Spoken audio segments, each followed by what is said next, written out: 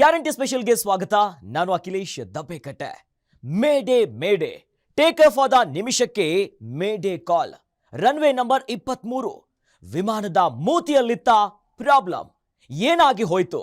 ಅಹಮದಾಬಾದ್ ದುರಂತಕ್ಕೆ ಅಸಲಿ ಕಾರಣವೇನು ಗೊತ್ತಾ? ಇದೇ ಹೊತ್ತಿನ ವಿಶೇಷ ಮೇಡೇ ರಹಸ್ಯ.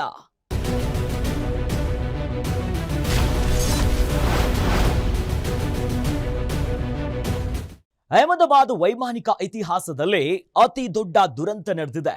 ಭಾರತದ ವಿಮಾನಯಾನ ಇತಿಹಾಸದಲ್ಲೇ ಅತಿ ದೊಡ್ಡ ದುರಂತಗಳಲ್ಲಿ ಒಂದಾಗಿರುವಂತ ದುರಂತ ಇದು. ಅಹಮದಾಬಾದ್ನಿಂದ ಲಂಡನ್ಗೆ ತೆರಳುತ್ತಾ ಇದ್ದ ಏರ್ ಇಂಡಿಯಾ ವಿಮಾನ ಟೇಕ್ ಆಫ್ ಆದ ಕೆಲವೇ ಕ್ಷಣಗಳಲ್ಲಿ ಪತನ ಆಗಿದೆ. ಅಹಮದಾಬಾದ್ ಏರ್ಪೋರ್ಟಿನ ಸಮೀಪದಲ್ಲೇ ಈ ದುರಂತ ನಡೆದಿದೆ. ಅದರ ಡೀಟೇಲ್ಸ್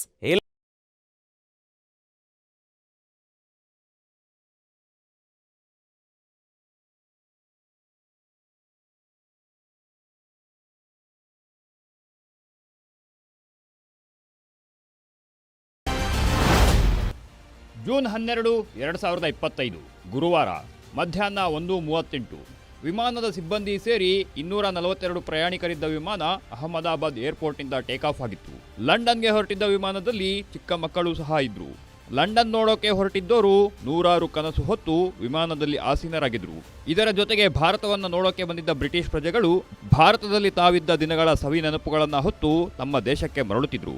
ವಿಮಾನದ pilot Sumit Sabharwal, co pilot Clive Kunder Air India ವಿಮಾನವನ್ನ ಮುನ್ನಡೆಸೋ ಜವಾಬ್ದಾರಿ ಹೊತ್ತಿದ್ರು. ಹೀಗೆ ಅಹಮದಾಬಾದ್ನಿಂದ ಟೇಕ್ ಆಫ್ ಆದ ವಿಮಾನ ಲಂಡನ್ ತಲುಪಲೇ ಇಲ್ಲ.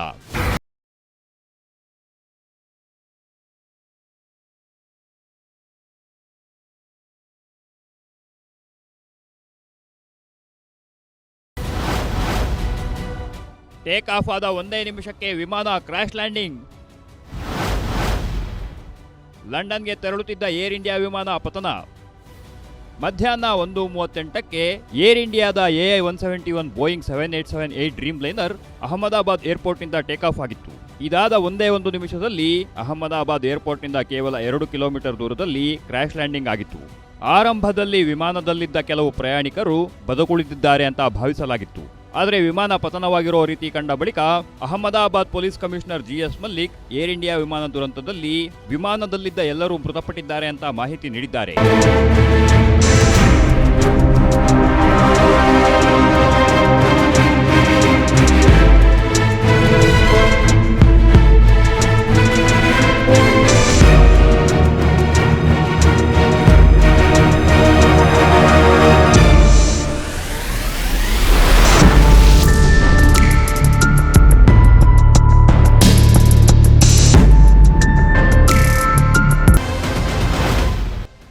ಅಹಮದಾಬಾದ್ನಿಂದ ಲಂಡನ್ಗೆ ಹೊರಡಬೇಕಿದ್ದ ಏರ್ ಇಂಡಿಯಾದ AI-171 ವಿಮಾನದಲ್ಲಿ ಭದ್ರತಾ ತಪಾಸಣೆ ನಡೆಸಲಾಗಿತ್ತು.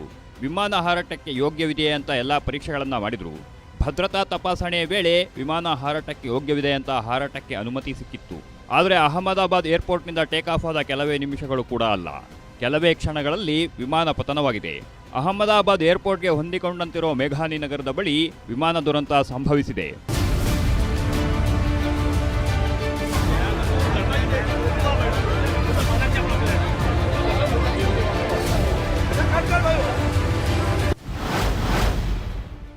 Mayday mayday mayday ಎಂದಿದ್ದ co pilot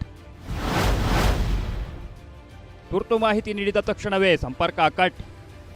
ವಿಮಾನಗಳು, ನೌಕೆಗಳು, ಹಡಗುಗಳು ಸಂಕಷ್ಟಕ್ಕೆ ಸಿಲುಕಿದಾಗ ತಮಗೆ ತುರ್ತು ನೆರವಿನ ಅವಶ್ಯಕತೆ ಇದೆ ಅಂತ ತಿಳಿಸಲು ಮೇಡೇ ಪದ ಬಳಸ್ತಾರೆ. ಇದೇ ರೀತಿ ಅಹಮದಾಬಾದ್ನಲ್ಲಿ ಪತನವಾಗಿರುವ ವಿಮಾನದ ಕೋ ಪೈಲಟ್ ಕ್ಲೈವ್ ಕುಂದರ್ ಕೂಡ ಅಹಮದಾಬಾದ್ ಏರ್ ಟ್ರಾಫಿಕ್ ಕಂಟ್ರೋಲ್ ಸೆಂಟರ್ಗೆ ತುರ್ತು ಕರೆ ಮಾಡಿದ್ದಾರೆ. Mayday mayday mayday ಅಂದಿದ್ದಾರೆ. ಇದಾದ ಬಳಿಕ ಅಹಮದಾಬಾದ್ ATC ವಿಮಾನವನ್ನು ಸಂಪರ್ಕಿಸಲು ಪ್ರಯತ್ನ ಪಟ್ಟಿದೆ. ಆದರೆ ವಿಮಾನದಿಂದ ಇದಾದ ಬಳಿಕ ಯಾವುದೇ ಮಾಹಿತಿ ಬಂದಿಲ್ಲ. ನೋಡುತ್ತಿದ್ದಂತೆ ಏರ್ ಇಂಡಿಯಾ ವಿಮಾನ ಮೇಘಾನಿ ನಗರದ ಬಳಿ ಪತನವಾಗಿದೆ.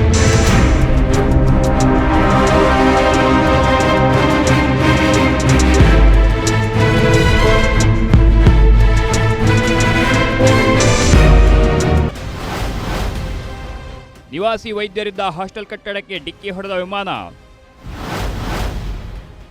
ಮಧ್ಯಾಹ್ನ ಊಟಕ್ಕೆ ಬಂದಿದ್ದ ಕಿರಿಯ ವೈದ್ಯರಿಗೂ ಬಿಗ್ ಶಾಕ್. ಅಹಮದಾಬಾದ್ ಏರ್ಪೋರ್ಟ್ ಬಳಿಯ ಮೇಘಾನಿ ನಗರದಲ್ಲಿ BJ ಮೆಡಿಕಲ್ ಕಾಲೇಜು ಸಿವಿಲ್ ಆಸ್ಪತ್ರೆ ಇದೆ. ಆಸ್ಪತ್ರೆಗೆ ಕೂಗಳತೆ ದೂರದಲ್ಲಿ ನಿವಾಸಿ ವೈದ್ಯರ ಹಾಸ್ಟೆಲ್ ಇದೆ.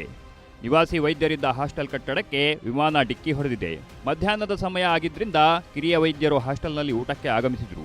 ಈ ವೇಳೆ ವಿಮಾನ ಡಿಕ್ಕಿ ಹೊಡೆದ ಪರಿಣಾಮ ಹಲವು ಕಿರಿಯ ವೈದ್ಯರಿಗೂ ಗಾಯಗಳಾಗಿವೆ.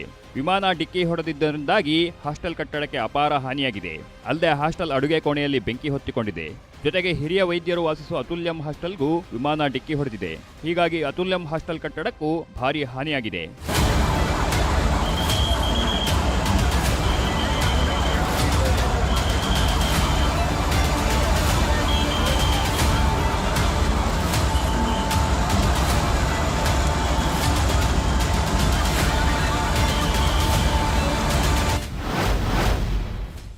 ವಿಮಾನ ದುರಂತದಲ್ಲಿ ಮಂಗಳೂರು ಮೂಲದ ಪೈಲಟ್ ಸಾವು. ಮೂಲತಃ ಮಂಗಳೂರಿನವರಾಗಿದ್ದ ಪೈಲಟ್ ಕ್ಲೈಕುಂದರ್ ಅಹಮದಾಬಾದ್ನಲ್ಲಿ ನಡೆದಿರುವ ವಿಮಾನ ದುರಂತದಲ್ಲಿ ಮಂಗಳೂರು ಮೂಲದ ಕೋ ಪೈಲಟ್ ಕೂಡ ಮೃತಪಟ್ಟಿದ್ದಾರೆ. ಮಂಗಳೂರು ಮೂಲದ ಕ್ಲೈಕುಂದರ್ ಏರ್ ಇಂಡಿಯಾ ವಿಮಾನದ ಕೋ ಪೈಲಟ್ ಆಗಿದ್ರು. ಮೂಲತಃ ಮಂಗಳೂರಿನವರಾದ ಕ್ಲೈಕುಂದರ್ ಸದ್ಯಕ್ಕೆ ಮುಂಬೈನಲ್ಲಿ ವಾಸವಾಗಿದ್ರು ಅನ್ನೋ ಮಾಹಿತಿ ಸಿಕ್ಕಿದೆ. ಕ್ಲೈಕುಂದರ್ಗೆ ಸುಮಾರು 1100 ಗಂಟೆಗಳ ವಿಮಾನ ಹಾರಾಟದ ಅನುಭವ ಇತ್ತು. ವಿಮಾನದ ಪತನಕ್ಕೂ ಮುನ್ನ ಎಟಿಸಿಗೆ ಲಾಸ್ಟ್ ಸಂದೇಶ ಕೊಟ್ಟಿದ್ದು ಕೂಡ ಇದೇ ಕ್ಲೈಕುಂದರ್. ಇವರು ಕೂಡ ವಿಮಾನ ದುರಂತದಲ್ಲಿ ಮೃತಪಟ್ಟಿದ್ದಾರೆ.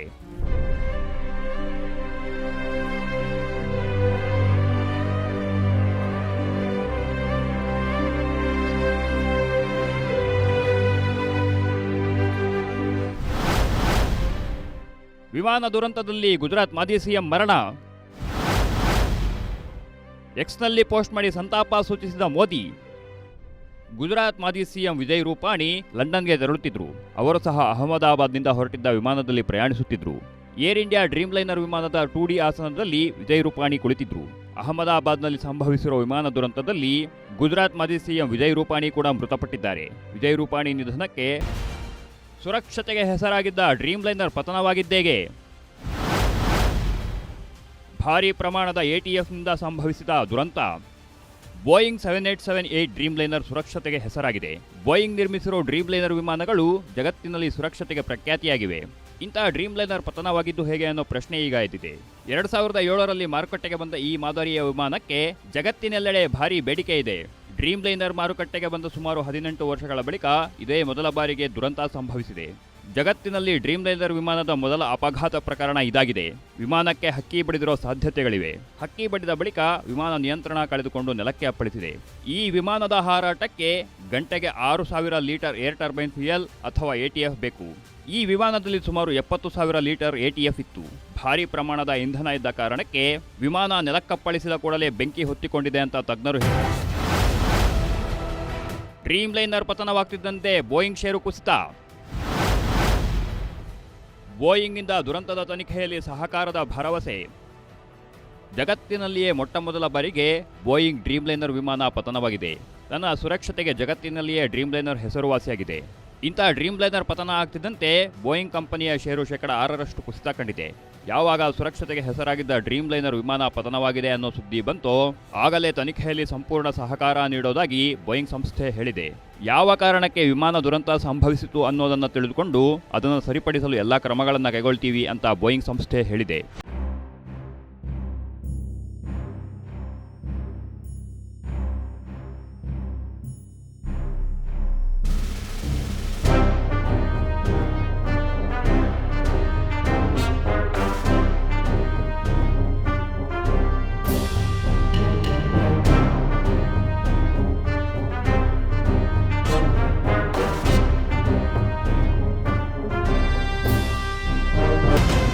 ಭಾರತದಲ್ಲಿ ಸಂಭವಿಸಿರೋ ವಿಮಾನ ದುರಂತಗಳಲ್ಲಿ ಅತ್ಯಂತ ದೊಡ್ಡ ದುರಂತ ಇದಾಗಿದೆ.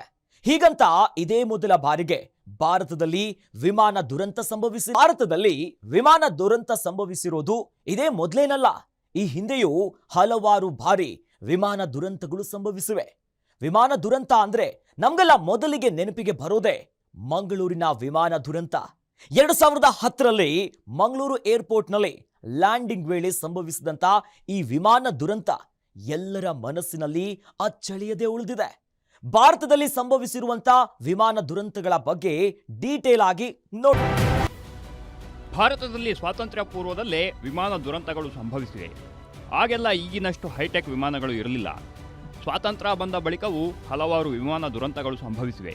ಭಾರತದಲ್ಲಿ ವಿಮಾನ ದುರಂತ ಆಗಿದೆ ಅನ್ನೋ ಸುದ್ದಿ ಬಂದ ತಕ್ಷಣ ಕನ್ನಡಿಗರ ಕಣ್ಣ ಮುಂದೆ 2010ರಲ್ಲಿ ಮಂಗಳೂರಿನಲ್ಲಿ ಆಗಿದ್ದ ವಿಮಾನ ದುರಂತ ನೆನಪಿಗೆ ಬರುತ್ತೆ. 2010ರಲ್ಲಿ ಮಂಗಳೂರಿನಲ್ಲಿ ಸಂಭವಿಸಿದ ವಿಮಾನ ದುರಂತದಲ್ಲಿ ಸುಮಾರು 150ಕ್ಕೂ ಹೆಚ್ಚು ಜನ ಬಲಿಯಾಗಿದ್ರು. ಅದು ಇಂದಿಗೂ ಜನರ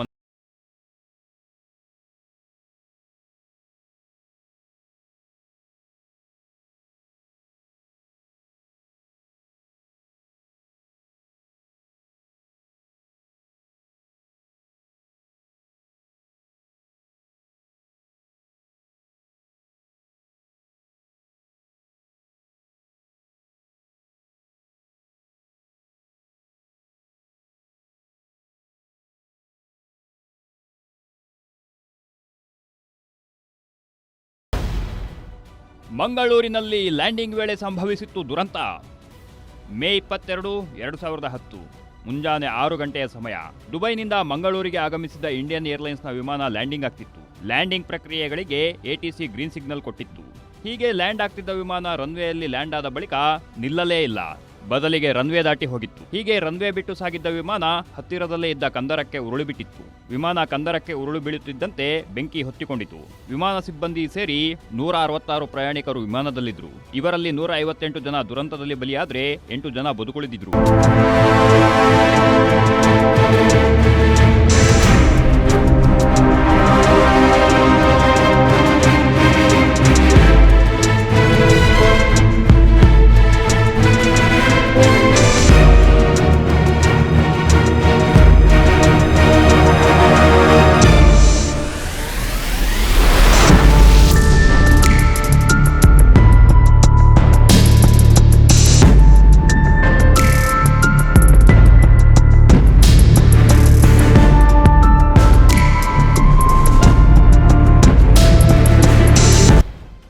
ಆಗಸದಲ್ಲಿಯೇ ಡಿಕ್ಕಿಯಾಗಿದ್ದವು 2 ವಿಮಾನಗಳು.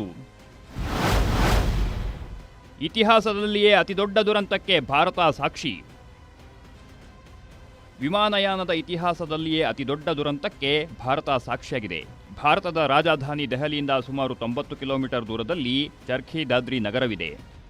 ಈ ನಗರದ ಬಳಿ ನವೆಂಬರ್ 12, 1996ರಲ್ಲಿ ಆಗಸದಲ್ಲಿಯೇ 2 ವಿಮಾನಗಳು ಡಿಕ್ಕಿ ಹೊಡೆದಿದ್ವು. ಸೌದಿ ಅರೇಬಿಯಾ ಏರ್ಲೈನ್ಸ್ಗೆ ಸೇರಿದ್ದ ವಿಮಾನ ದೆಹಲಿಯಿಂದ ಸೌದಿ ಅರೇಬಿಯಾದ ದರ್ಹಾನ್ಗೆ ಪ್ರಯಾಣಿಸುತ್ತಿತ್ತು. ಈ ವೇಳೆ ಕಜಕಿಸ್ತಾನದಿಂದ ದೆಹಲಿಗೆ ಬರುತ್ತಿದ್ದ ವಿಮಾನ ಸೌದಿ ಅರೇಬಿಯಾ ವಿಮಾನಕ್ಕೆ ಡಿಕ್ಕಿ ಹೊಡೆದಿತ್ತು. ಕಜಕಿಸ್ತಾನದಿಂದ ಬರುತ್ತಿದ್ದ ವಿಮಾನದ ಪೈಲಟ್ ಎಸಗಿದ ತಪ್ಪಿನಿಂದಾಗಿ ಈ ಅಪಘಾತ ಸಂಭವಿಸಿತು. ಈ ಅಪಘಾತದಲ್ಲಿ 349 ಜನ ಪ್ರಾಣ ಕಳೆದುಕೊಂಡಿದ್ರು. ಜಗತ್ತಿನಲ್ಲಿಯೇ ಅತಿ ದೊಡ್ಡ ವೈಮಾನಿಕ ಅಪಘಾತ ಅಂತ ಈ ಘಟನೆಯನ್ನ ಪರಿಗಣಿಸಲಾಗುತ್ತೆ.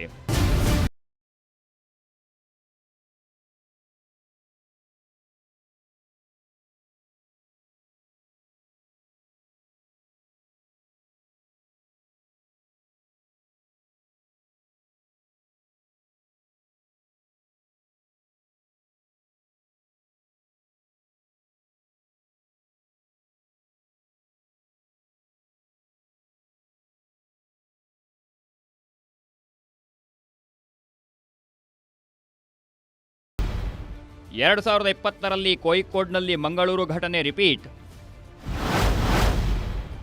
ಭಾರೀ ಮಳೆಗಾಳಿಯಿಂದ ರನ್ವೇಯಲ್ಲಿ ಸ್ಕಿಡ್ಡಾದ ವಿಮಾನ. ಮಂಗಳೂರಿನಲ್ಲಿ ಇಂಡಿಯನ್ ಏರ್ಲೈನ್ಸ್ ವಿಮಾನ ದುರಂತ ಆದ ಬಳಿಕ ಭಾರತದಲ್ಲಿ ಯಾವುದೇ ವಿಮಾನ ದುರಂತ ಸಂಭವಿಸಿರಲಿಲ್ಲ. ಸುಮಾರು 10 ವರ್ಷ ಭಾರತದಲ್ಲಿ ವಿಮಾನ ದುರಂತಗಳು ಆಗಿರಲಿಲ್ಲ. ಆದರೆ ಮಂಗಳೂರು ಘಟನೆ ಆದ 10 ವರ್ಷಗಳ ಬಳಿಕ ಅದೇ ರೀತಿಯ ದುರಂತ ಕೇರಳದ ಕೋಯಿಕೋಡ್ನಲ್ಲಿ ಸಂಭವಿಸಿತ್ತು. 2020ರಲ್ಲಿ ಕೊರೋನಾ ಸಾಂಕ್ರಾಮಿಕ ರೋಗ ಉತ್ತುಂಗದಲ್ಲಿದ್ದ ಕಾಲ. ಆಗ ವಿದೇಶಗಳಲ್ಲಿ ಸಿಲುಕಿದ್ದ ಭಾರತೀಯರನ್ನ ಸ್ವದೇಶಕ್ಕೆ ಕರೆತರಲು ಭಾರತ ಸರ್ಕಾರ ವಂದೇ ಭಾರತ್ ಮಿಷನ್ ನಡೆಸಿತ್ತು. ಇದರ ಭಾಗವಾಗಿ ದುಬೈನಲ್ಲಿ ಸಿಲುಕಿದ್ದ ಭಾರತೀಯರನ್ನ ಹೊತ್ತ ವಿಮಾನ ಕೋಯಿಕೋಡ್ಗೆ ಬಂದಿಳಿದಿತ್ತು.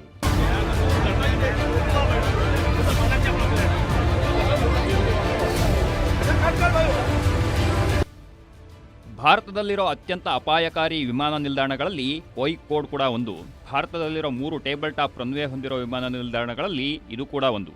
ಕೇರಳದ ಮಲಪ್ಪುರಂ ಜಿಲ್ಲೆಯ ಕೋಯಿಕೋಡ್ ವಿಮಾನ ನಿಲ್ದಾಣದಲ್ಲಿ ಆಗಸ್ಟ್ 7, 2020ರಂದು ಇಂಡಿಯನ್ ಏರ್ಲೈನ್ಸ್ನ ವಿಮಾನ ಲ್ಯಾಂಡಿಂಗ್ ಮಾಡಲು ಪ್ರಯತ್ನಿಸಿತ್ತು. ಆಗ ಭಾರೀ ಪ್ರಮಾಣದ ಮಳೆ, ಗಾಳಿಯಿಂದ ಲ್ಯಾಂಡಿಂಗ್ ಕಷ್ಟವಾಗಿತ್ತು. 2 ಬಾರಿ ಲ್ಯಾಂಡಿಂಗ್ಗೆ ಪ್ರಯತ್ನಿಸಿದ್ದ ಪೈಲಟ್ಗಳು 3ನೇ ಬಾರಿ ಲ್ಯಾಂಡಿಂಗ್ ಮಾಡಲು ನಿರ್ಧರಿಸಿದ್ರು. ವಿಮಾನ ಲ್ಯಾಂಡ್ ಆಗ್ತಿದ್ದಂತೆ ರನ್ವೇನಲ್ಲಿ ಹೆಚ್ಚು ನೀರು ನಿಂತಿದ್ದ ಕಾರಣ ವಿಮಾನ ಸ್ಕಿಡ್ ಆಯಿತು. ರನ್ವೇ ಬಿಟ್ಟು ಮುಂದೆ ಸಾಗಿದ ವಿಮಾನ 35 ಅಡಿ ಕಂದಕಕ್ಕೆ ಉರುಳಿತು. ಪರಿಣಾಮ ಇಬ್ಬರು ಪೈಲಟ್ಗಳು ಸೇರಿ 21 ಜನ ಮೃತಪಟ್ಟಿದ್ರು, 169 ಜನ ಬೆಂಗಳೂರಿನಲ್ಲಿಯೂ ಸಂಭವಿಸಿದೆ ವಿಮಾನ ದುರಂತ. ಪೈಲಟ್ ತಪ್ಪಿನಿಂದ ಪ್ರಾಣ ಕಳೆದುಕೊಂಡಿದ್ರು 92 ಜನ. ರಾಜ್ಯ ರಾಜಧಾನಿ ಬೆಂಗಳೂರಿನಲ್ಲಿಯೂ ಒಂದು ವಿಮಾನ ದುರಂತ ಸಂಭವಿಸಿದೆ. 1990 ಫೆಬ್ರವರಿ 14ರಂದು ಈ ದುರಂತ ಸಂಭವಿಸಿತ್ತು. ಆಗಿನ್ನೂ ಬೆಂಗಳೂರಿನಲ್ಲಿ ಕೆಂಪೇಗೌಡ ಅಂತಾರಾಷ್ಟ್ರೀಯ ವಿಮಾನ ನಿಲ್ದಾಣ ಕಾರ್ಯನಿರ್ವಹಿಸುತ್ತಿರಲಿಲ್ಲ. ಬೆಂಗಳೂರಿನ HAL ಏರ್ಪೋರ್ಟ್ ಕಾರ್ಯನಿರ್ವಹಿಸುತ್ತಿತ್ತು. ಮುಂಬೈನಿಂದ ಬೆಂಗಳೂರಿಗೆ ಆಗಮಿಸಿದ ಇಂಡಿಯನ್ ಏರ್ಲೈನ್ಸ್ ವಿಮಾನ ಏರ್ಪೋರ್ಟ್ ಬಳಿ ಇರೋ ಗಾಲ್ಫ್ ಕೋರ್ಸ್ ಬಳಿ ಪತನವಾಗಿತ್ತು. ಪೈಲಟ್ ಮಾಡಿದ್ದ ತಪ್ಪಿನಿಂದ ಸುಮಾರು 92 ಜನ ಪ್ರಾಣ ಕಳೆದುಕೊಂಡಿದ್ರು, 54 ಜನ ಪ್ರಾಣಾಪಾಯದಿಂದ ಪಾರಾಗಿದ್ರು. ಬೆಂಗಳೂರಿನ ATC ಪದೇ ಪದೇ ಪೈಲಟ್ಗೆ ಎಚ್ಚರಿಕೆ ಕೊಟ್ಟರೂ ಪೈಲಟ್ ಗಮನ ಕೊಡದ ಕಾರಣ ಈ ಅಪಘಾತ.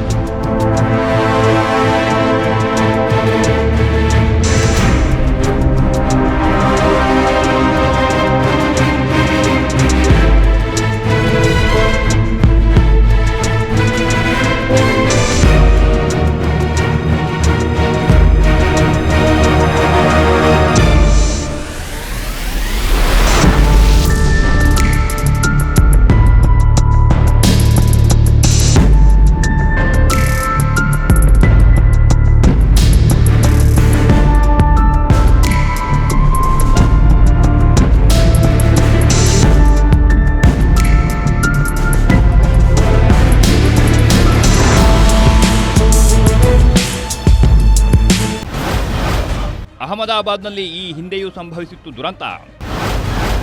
ಇದೇ ರನ್ವೇನಲ್ಲಿಯೇ ಸಂಭವಿಸಿತ್ತು ಅತಿದೊಡ್ಡ ದುರಂತ.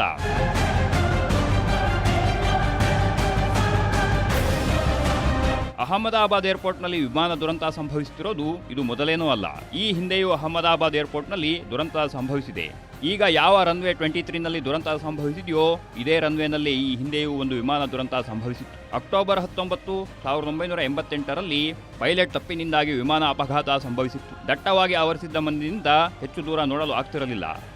ಅಹಮದಾಬಾದ್ ATC ಈ ಕುರಿತು ಪೈಲಟ್ಗೆ ಎಚ್ಚರಿಕೆ ನೀಡಿತ್ತು. ಇಷ್ಟಾದರೂ ಪೈಲಟ್ ಅದನ್ನ ಗಮನಕ್ಕೆ ತೆಗೆದುಕೊಳ್ಳದೆ ವಿಮಾನ ಲ್ಯಾಂಡಿಂಗ್ ಮಾಡಿದ್ರು. ಈ ವೇಳೆ ವಿಮಾನ ಅಪಘಾತಕ್ಕೆ ಒಳಗಾಗಿತ್ತು. ವಿಮಾನದಲ್ಲಿ ಸಿಬ್ಬಂದಿ ಸೇರಿ 135 ಜನ ಪ್ರಯಾಣಿಸುತ್ತಿದ್ರು. ಇವರಲ್ಲಿ 133 ಜನ ಬಲಿಯಾಗಿದ್ರೆ 2 ಬದುಕುಳಿದಿದ್ರು.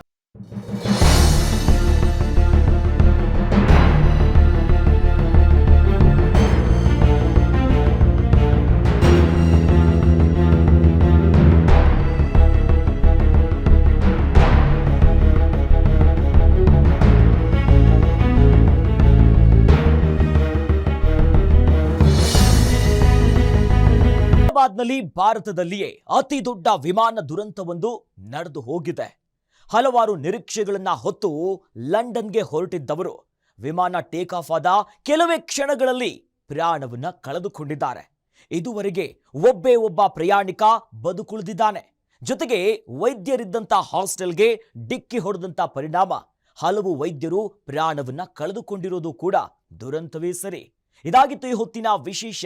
ನೋಡ್ತಾ ಇರಿ ಗ್ಯಾರಂಟಿ ನ್ಯೂಸ್, ಸುದ್ದಿ ಖಚಿತ, ನ್ಯಾಯ ನಿಶ್ಚಿತ.